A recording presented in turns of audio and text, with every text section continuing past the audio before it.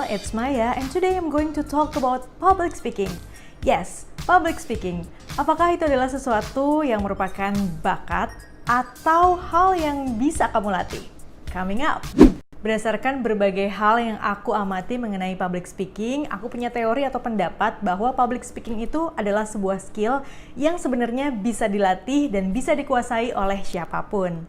Sebelum kita ngomongin dan juga mempelajari teknik-teknik public speaking seperti artikulasi, ekspresi, pernafasan, sampai persiapan materi, sebenarnya menurut aku ada satu hal yang harus banget kita conquer atau kita taklukkan dulu di dalam diri kita, yakni kepercayaan diri, and more than that, bagaimana cara kita menempatkan diri di lingkungan sosial kita. Iya, jadi menurut aku itu adalah hal yang benar-benar dasar dan harus kita kuasai terlebih dahulu. Untuk lebih jelasnya, aku akan sharing sebuah cerita biar kalian lebih mengerti lah ya apa yang aku maksud dari akar public speaking adalah percaya diri dan juga bagaimana cara kita menempatkan diri di lingkungan sosial kita. Nah, untuk menjelaskannya lebih lengkap, aku akan sharing sebuah cerita. Ini adalah pengalaman hidup aku sendiri. Jadi umur-umur 5 tahun, aku tuh adalah orang yang sangat percaya diri. Sama teman-teman tuh ngerasanya queen gitu loh. Kayak paling kece sendiri gitulah. Sampai masih inget nggak tahun 98 kita ada krisis moneter dan pada saat itu papa aku dipecat dari pekerjaannya, terus keluarga aku kondisi keuangannya jatuh sampai miskin banget, sampai harus menjual rumah. Nah, akhirnya kita harus pindah rumah ke rumah nenek aku. Otomatis aku juga harus pindah sekolah ya kan. Nah, surprisingly rumah nenek aku itu ada di tengah-tengah kota, di mana sekolah-sekolahnya elit semua. Jadi aku masuklah pindah sekolah ke sebuah sekolahan yang jauh lebih bagus dari sekolah aku sebelumnya. Isinya anak-anak tajir, anak-anak kece, anak-anak berprestasi, cantik-cantik, cakep, cool kids semua lah ya. Nah, masuk situ, aku tuh jadi berubah, jadi nggak percaya diri dan ini mempengaruhi kemampuan public speaking.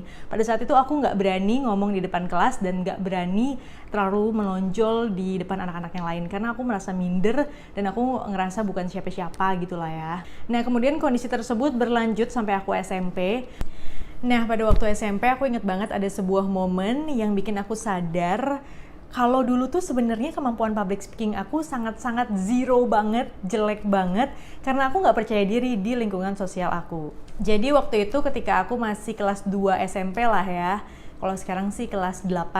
Nah, waktu aku kelas 8 itu ada sebuah kelas biologi di mana di dalam kelas biologi itu kita dibagi ke dalam kelompok-kelompok kecil. Masing-masing kelompok disuruh mendiskusikan mengenai sebuah subjek dan nanti kita disuruh mempresentasikan hasil diskusi kita. Dan kebetulan banget pada saat itu aku satu kelompok sama orang-orang yang cupu-cupu juga gitu. Jadi pada nggak berani ngomong. Jadi akhirnya mereka semua memaksa aku untuk ngomong karena ya nggak ada lagi yang lain yang mau gitu. Ya udah, akhirnya ya mau nggak mau aku terpaksa harus menerima takdir aku harus ngomong pada saat itu ya. Kalau nggak salah materinya itu tentang cara berkembang biak tumbuhan-tumbuhan gitulah. Jadi pada saat kita semua sudah selesai berdiskusi, tibalah waktu presentasi.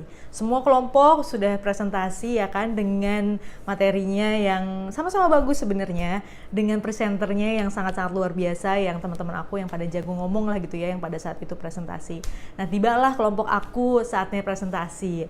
Nah, pada saat itu aku masih inget banget sampai dengan sekarang, gurunya panggil, oke, kelompok 8 silahkan. Pada saat itu aku gugup banget mau ngomong di depan kelas.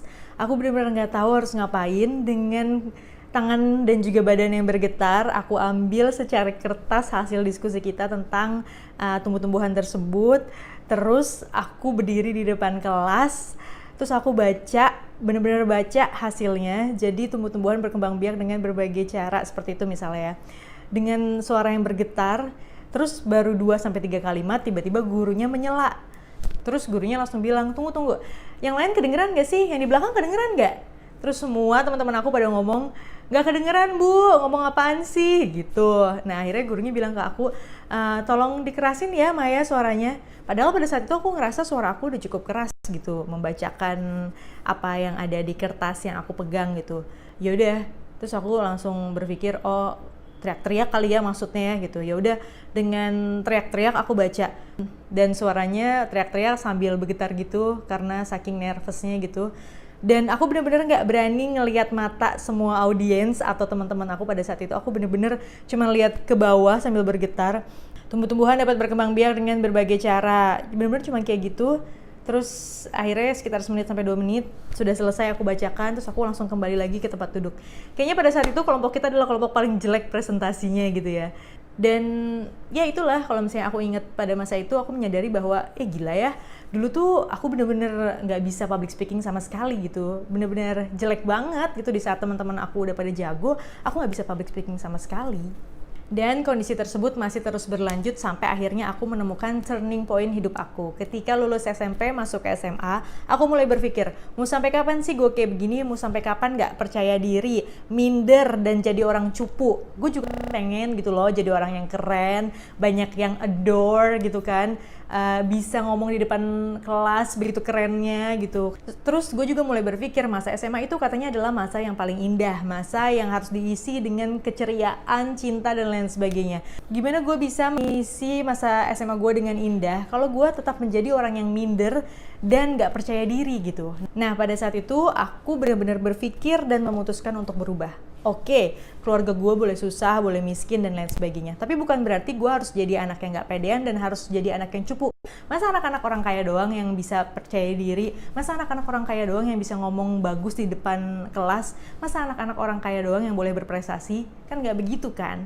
Apapun background keluarga kita punya hak untuk menjadi orang yang keren, yang kece, yang berprestasi, dan pastinya punya kemampuan public speaking yang keren. Ya udah, pada saat itu aku menempatkan diri, aku menanamkan dalam otak aku dan juga hati aku bahwa aku adalah orang yang keren, bahwa aku adalah orang yang percaya diri, bahwa aku adalah orang yang bisa melakukan apapun gitu. Intinya pada saat itu aku mulai act like a queen gitu ya. Belum jadi queen, tapi udah kayak act like a queen aja. Aku merasa paling oke aja gitu.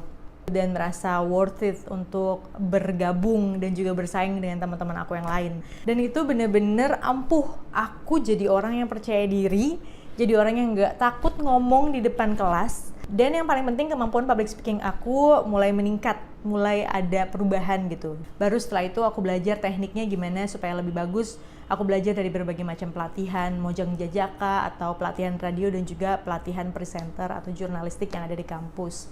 Gitu deh.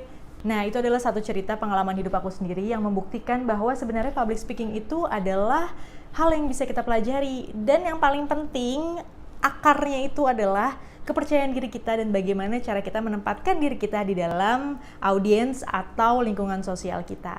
Dan satu lagi nih cerita yang bisa mendukung pendapat aku tentang public speaking. Kalau misalnya aku melihat teman-teman aku waktu SMA dan juga khususnya pada saat kuliah gitu ya, banyak banget teman-teman aku tuh yang nggak bisa ngomong di depan publik. Jadi bener-bener suaranya kecil, tidak bisa menyusun poinnya dengan benar sehingga nggak jelas ngomongnya ngalor ngidul. Terus juga nggak pakai ekspresi dan lain sebagainya, cuman baca slide doang gitu. Banyak banget teman-teman aku yang kayak begitu. Tapi kita kan kuliah, di kuliah itu kan kita berlatih juga ya, banyak presentasi yang harus dilakukan. At least kita harus ujian skripsi gitu, ada sidangnya, di situ kita harus presentasi juga gitu kan. Through all the process, mungkin public speaking mereka dan kepercayaan diri mereka sudah meningkat ya. Nah, beberapa tahun kemudian setelah lulus, aku ketemu lagi sama mereka dan aku surprise banget. Teman-teman aku banyak banget yang udah berubah jadi orang yang lebih percaya diri dan memiliki kemampuan public speaking yang jauh mungkin lebih baik daripada aku. Nah, based on that stories lah ya, aku mengambil kesimpulan kalau public speaking itu adalah hal yang bisa kita pelajari.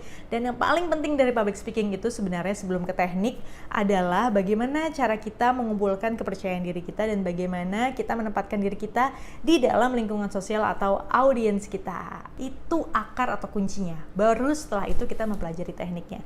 Tapi di video kali ini aku tidak akan membahas mengenai teknik public speaking. Mungkin nanti kali ya, di video selanjutnya aku akan bikin spesial mengenai teknik public speakingnya sendiri. Tapi kalau di video ini kita cukupkan sampai di sini dulu.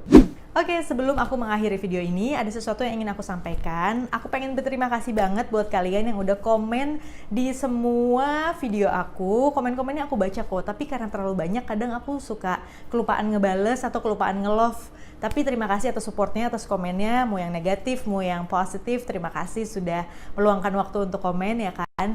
Dan banyak banget komen kalian yang menanyakan mengenai apakah aku buka sekolah public speaking atau sekolah MC atau sekolah presenter karena mau pada belajar langsung sama aku. Nah, sudah bisa dipahami kan ya mengenai video tadi seperti apa.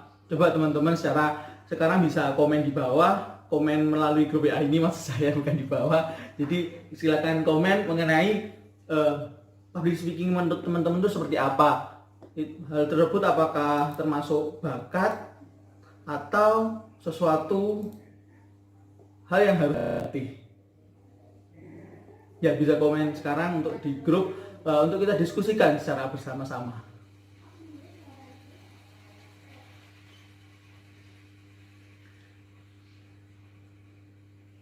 Nah, selanjutnya ketika sudah berdiskusi mengenai public speaking tadi, kegiatan selanjutnya adalah kita mencoba untuk pemanahan. Bagaimana public speaking menurut teman-teman? Apakah yang menjadi kesulitan dari teman-teman? Kemudian kira-kira bagaimana sih caranya agar kita terbiasa, agar kita dapat berbicara di depan umum tersebut? Teman-teman tadi sudah menyimak mengenai seperti apa sih public speaking, apakah hal tersebut merupakan bakat dari kita ataukah perlu dilatih atau memerlukan kegiatan yang berulang-ulang. Nah, setelah proses diskusi tadi ya mengenai bagaimana cara pengelolaan public speaking, bagaimana melihat kelebihan dan kelemahan ketika akan melakukan atau terbiasa untuk public speaking, mengenai kelebihan dan kelemahan dari teman-teman untuk menunjang kegiatan atau keterampilan dalam public speaking. Nah, untuk kegiatan selanjutnya adalah kegiatan praktek, di mana kegiatan praktek ini yang pertama, teman-teman jelaskan atau perkenalkan diri Anda berdasarkan kelebihan atau kekurangan yang Anda miliki selama 2 menit. Nah, di sini teman-teman bisa menggunakan kamera di HP atau secara langsung menggunakan di WA kan biasanya bisa untuk kamera depan, kemudian menjelaskan secara langsung, atau bisa juga hanya menggunakan VN jika teman-teman kesulitan untuk mengakses penggunaan atau datanya terlalu susah sehingga agar tidak memberatkan bisa menggunakan VN, tapi sangat dianjurkan untuk menggunakan video karena dalam proses pembelajarannya agar lebih mudah untuk dievaluasi berdasarkan mimik, berdasarkan gerak tangan atau hal-hal yang lainnya yang sekiranya menjadi sesuatu hal yang membantu atau sesuatu hal yang mengganggu dalam pelaksanaan public speaking. Dalam pelaksanaan ini, teman-teman bisa melakukan 2 hal, yaitu yang pertama secara langsung menjelaskan, jadi secara otodidak sehabis diberikan kegiatan ini langsung teman-teman merekam kemudian menjelaskan mengenai, oh saya itu orangnya seperti ini, saya itu memiliki kelebihan A, saya memiliki kekurangan B, gitu. Atau teman-teman juga bisa menggunakan opsi yang kedua, yaitu menulis terlebih dahulu kekurangan teman-teman itu apa, kelebihannya apa, kemudian hal apa yang perlu diperkenalkan oleh teman-teman, hal apa yang perlu diperkenalkan mengenai teman-teman kepada orang lain. Bagaimana? Apakah bisa difahami? Jika sudah bisa difahami, silakan skip video ini. Buatlah video atau audio yang memperkenalkan diri teman-teman berdasarkan kelebihan dan kekurangannya selama kegiatan kurang lebih 5 menit, 7 menit. Silakan.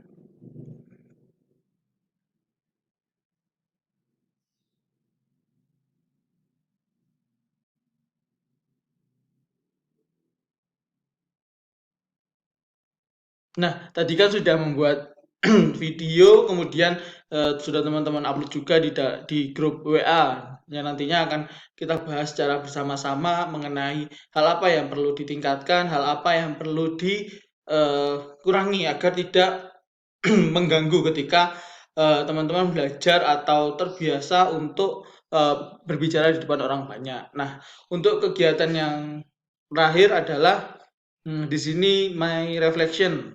Ini teman-teman silakan bisa menulisnya melalui kertas atau bisa juga dicatat secara langsung di grup WA, terserah teman-teman bagaimana kreativitas dari teman-teman. Atau bisa juga teman-teman menjelaskan mengenai refleksi dari kegiatan ini melalui video juga agar teman-teman lebih terbiasa dalam berlatih untuk public speaking-nya. Jadi yang pertama di sini adalah apa yang saya dapatkan dalam kegiatan ini. Jadi selama proses pembelajaran daring mengenai public speaking ini, kira-kira teman-teman merasa seperti apa? Apa yang teman-teman dapatkan selama pelaksanaan diskusi, selama pelaksanaan kegiatan latihan? Yang pertama adalah kelebihan. Kelebihan setelah teman-teman melakukan kegiatan itu seperti apa? Nah, yang kedua adalah kekurangan. Kekurangan yang kira-kira teman-teman akan perbaiki di pertemuan selanjutnya itu seperti apa? Bisa teman-teman tuliskan, terserah untuk formatnya seperti apa, setidaknya untuk gambaran secara garis besarnya, saya menunjukkan seperti ini, saya menyarankan seperti ini. Tetapi untuk pelaksananya nanti terserah dari teman-teman, mau diisi secara langsung, mau dibikin editing di Microsoft Microsoft PowerPoint atau yang lainnya, nanti silakan dari teman-teman, sebisanya teman-teman. Yang penting bisa menjelaskan atau mencakup dari ketiga pertanyaan ini.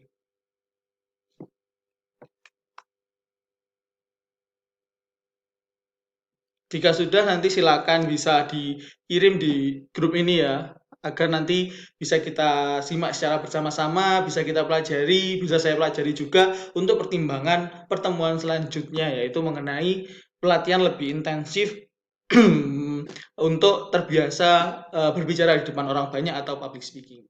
Sekian kurang lebihnya, saya mohon maaf. Wabillahi taufiq wal hidayah. Wassalamualaikum warahmatullahi wabarakatuh.